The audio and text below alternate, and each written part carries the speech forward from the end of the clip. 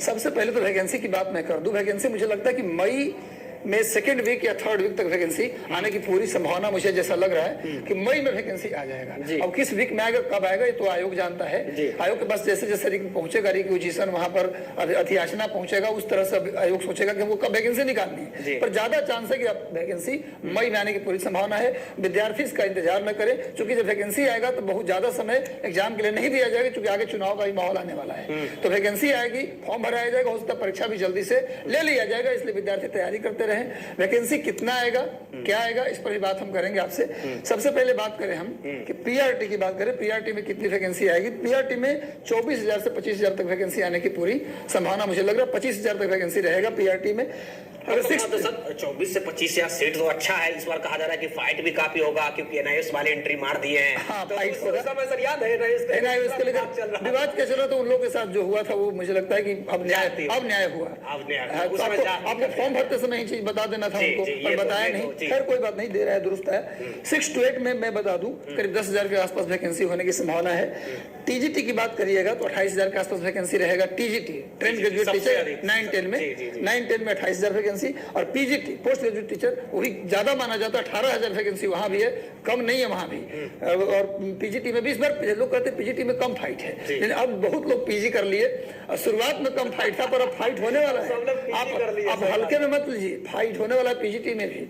इसके अलावा सबसे बड़ी बात जो है, ये मैं थैंक यू कहना चाहता हूँ शिक्षा मंत्री महोदय को और पूरे बिहार सरकार को, जो पूरे भारत में जो चीज अब केरला सोचता था पहले, वो चीज हमारा बिहार सोच रहा, बहुत आगे जाने वाला है। हम मुख्यमंत्री जी का सोच को थैंक यू कहना चाहता हूं कि अब 6 to 8 में भी, अब तो बाद में प्राइमरी में भी हो सकता आ जाए, 6 to 8 में भी अब क्या होगा कि कंप्यूटर एजुकेशन को अनिवार्य कर दिया गया। और टीजीटी पीजीटी में तो था ही, लेकिन अब 6 to 8 में भी अब कंप्यूटर टीचर की बहाली होने वाली है। और ये एक बहुत ही बिहार के भविष्य के लिए और बिहार में जो आने वाली युवा पीढ़ी है उसके भविष्य के लिए, फ्यूचर के लिए, अब बिना कंप्यूटर के, बिना नेटवर्क के कहाँ है, कुछ नहीं है। आज प्राइवेट से लेकर गवर्नमेंट से लेकर प्राइवेट जॉब में जाइए, कहीं भी बिना कंप्यूटर सिस्टम के आप नहीं चल सकते। अगर आप प्राइमरी स्तर से ही कंप्यूटर जान रहे हैं तो आगे आपको कितना आसान होने वाली सारी चीजें।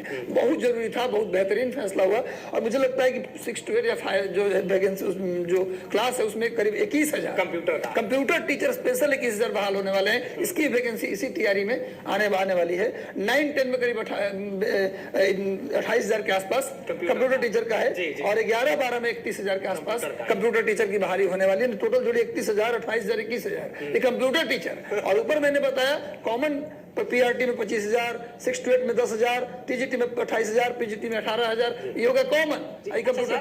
ये जितना भी अभी तक आपने बहाली बताया, चाहे 1 की बात करें, 2 की बात करें, 3 की बात करें, लगभग सीट वही मिलता जुलता है जिस प्रकार और बहाली हुआ है। क्या लगता है कि आने वाले जो समय होंगी, और ये 25 की बात करें के आगे 26 की बात करें, 27 की बात करें, इतनी सीट देखने को मिलने वाला है? क्योंकि अब तो सीट वैकेंट नहीं बची। सीट देखिए, सीट वैकेंट वैसे नहीं, जो लोग ज्वाइन करते हैं, पीछे के टीचर रिटायर्ड भी तो करते हैं।